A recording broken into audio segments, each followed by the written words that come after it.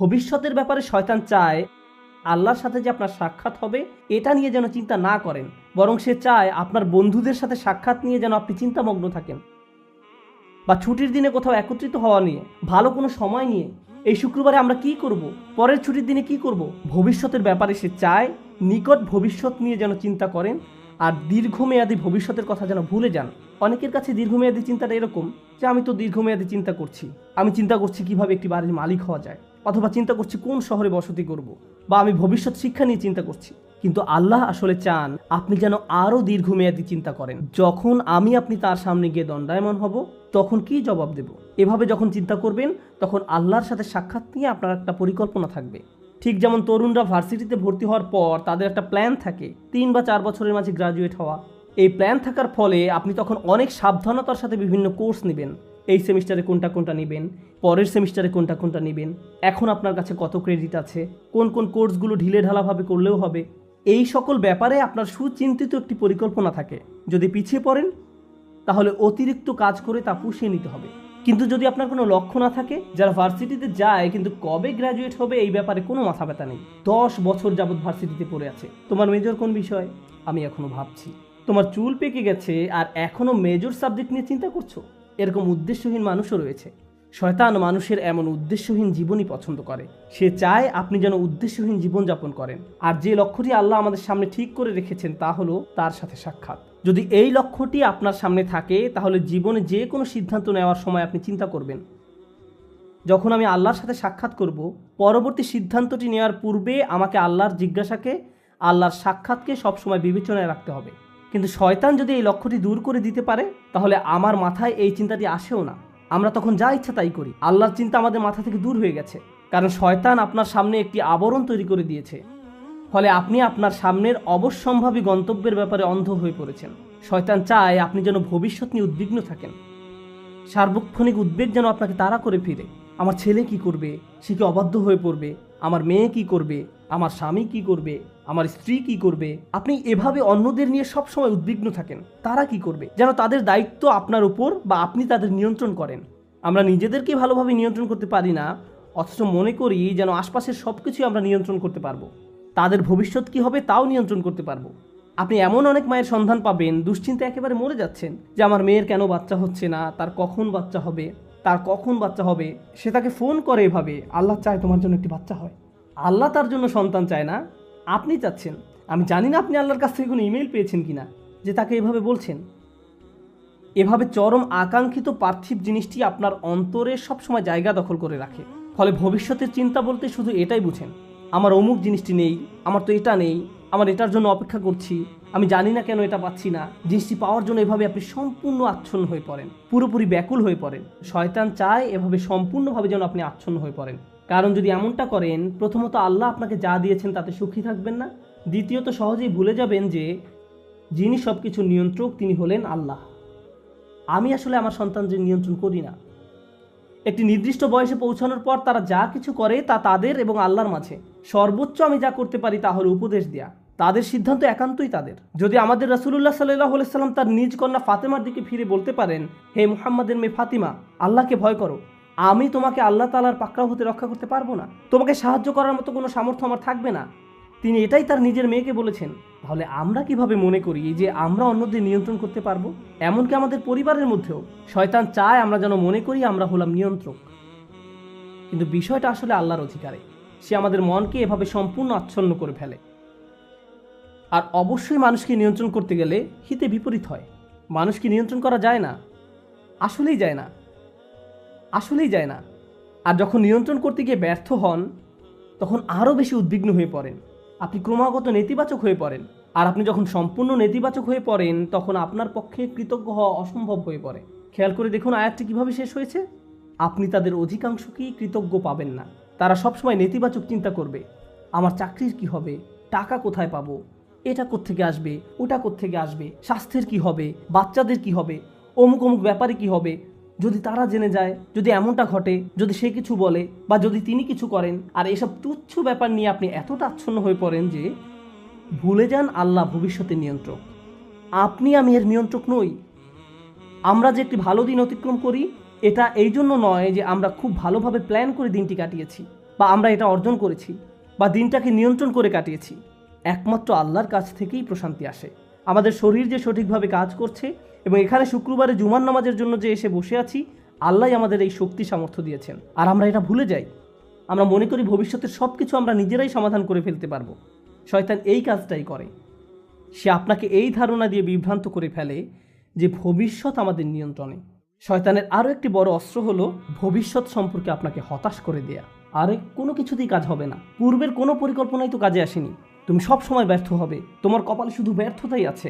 এভাবে নিজের সম্পর্কে এত হতাশ এবং নেতিবাচক হয়ে পড়েন যে আপনি শুধু নিজের সম্পর্কে হতাশাজনক মনোভাব পোষণ করেন না, বরং এই হতাশা সংক্রামক হয়ে পড়ে। যেমন কেউ যদি পরীক্ষায় পাশ করে আসে, আপনি হয়তো তখন বলে বসেন, পাশ করলে কি হবে, চাকরি পাবে না, পারিবারিক ঐতিহ্য, কী বা করার আছে।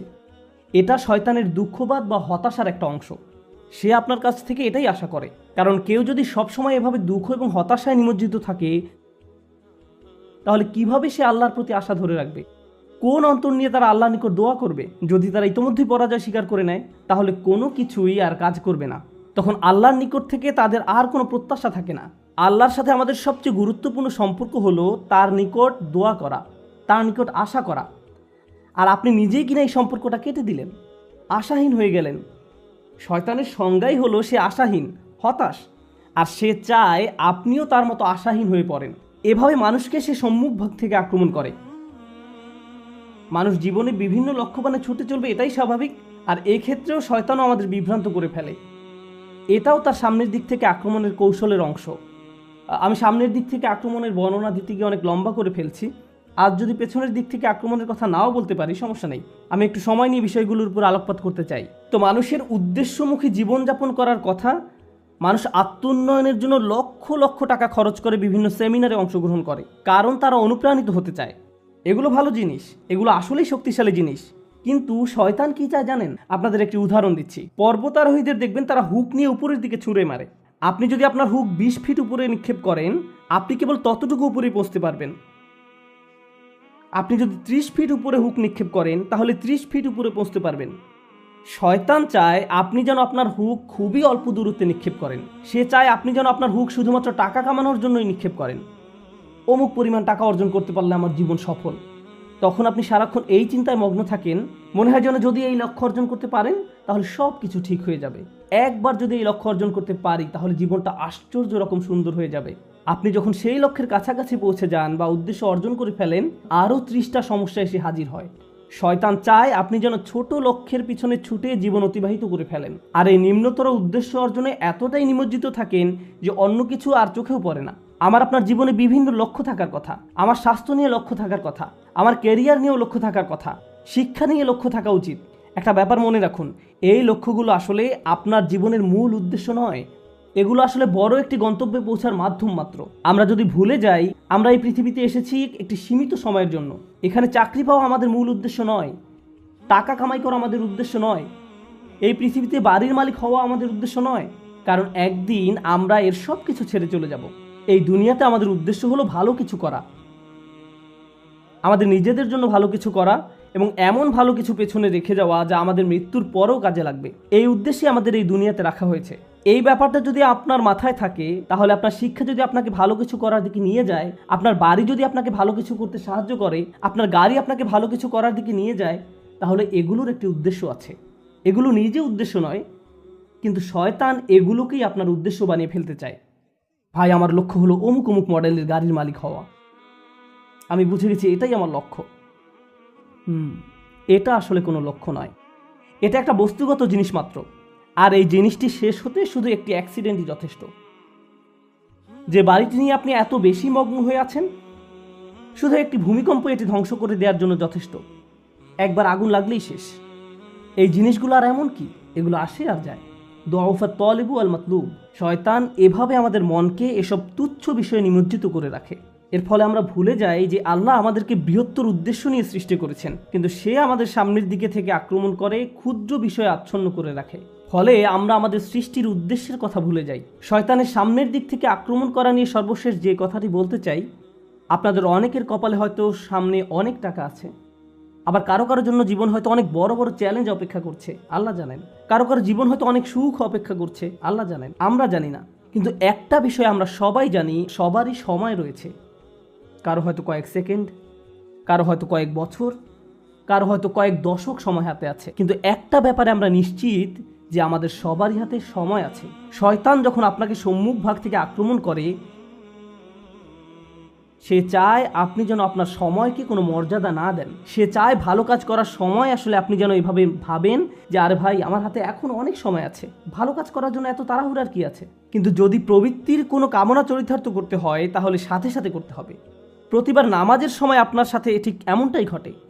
জোহরের সময় যখন আসে, মসজিদ থেকে আজানের শব্দ ভেসে আসে, আপনার ঘড়ির অ্যালার্ম বেজে ওঠে, মোবাইলের অ্যাপ থেকে আজানের শব্দ শোনা যায়, আপনি তখন কি করেন?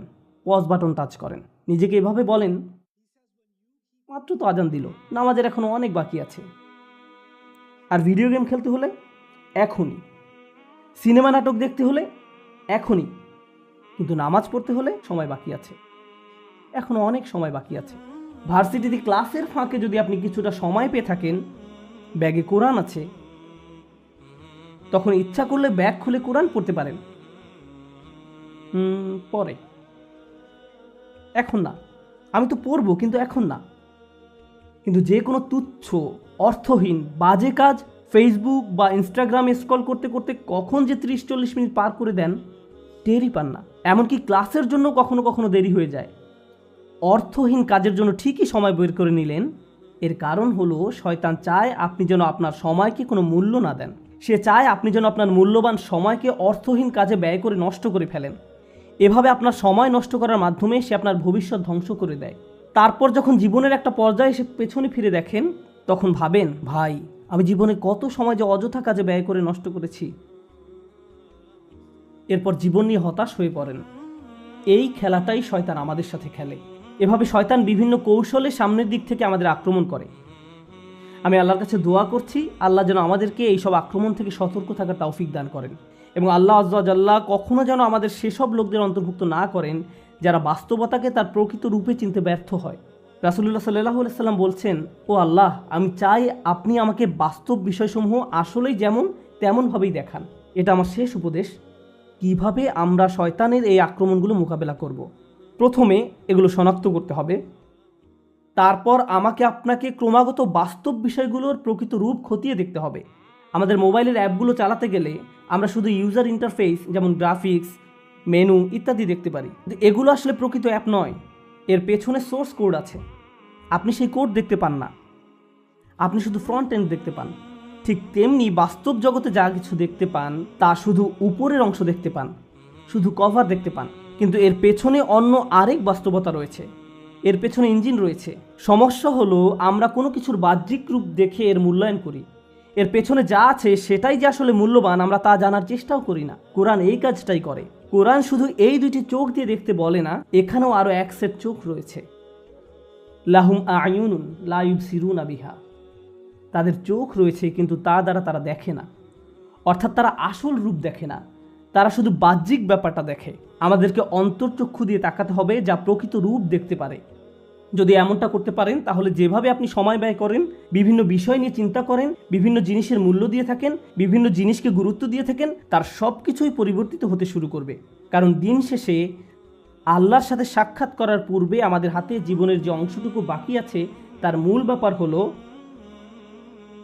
ইউনাব্বাউল ইনসানু ইয়াউমা ইযিন বিমা কদ্দামা ওয়া আখার। কিয়ামতের দিন মানুষকে জিজ্ঞাসা করা হবে কোনটাকে তুমি প্রাথমিক পর্যায়ে গুরুত্ব দিয়েছো আর কোন ব্যাপারটাকে দ্বিতীয় পর্যায়ভুক্ত মনে করেছো। সবকিছুর মূল কথা এটাই, আমি আপনি যত সিদ্ধান্ত নিয়েছি তাতে কোনটাকে প্রায়োরিটি দিয়েছি আর কোনটাকে ফেলে রেখেছি। আর শয়তান এখানেই ঝামেলা তৈরি করতে চায়। সে আমাদেরকে ভুল ব্যাপারে অগ্রাধিকার দিতে প্ররোচিত করে। সে চাইবে আমরা যেন সত্যিকারের গুরুত্বপূর্ণ কাজটা ফেলে রাখি। আমরা দোয়া করি আল্লাহ যেন আমাদেরকে সেসব মানুষের অন্তর্ভুক্ত করেন যারা কাজের ক্ষেত্রে সঠিক অগ্রাধিকার নিশ্চিত করতে পারে, এবং শয়তানের কুমন্ত্রণা যেন আমাদেরকে আমাদের উদ্দেশ্য থেকে বিচ্যুত করে না দেয়। বারাকাল্লাহু লি ওয়া লাকুম ফিল কুরআনিল হাকিম ওয়া নাফা'নি ওয়া ইয়্যাকুম বিল আয়াতি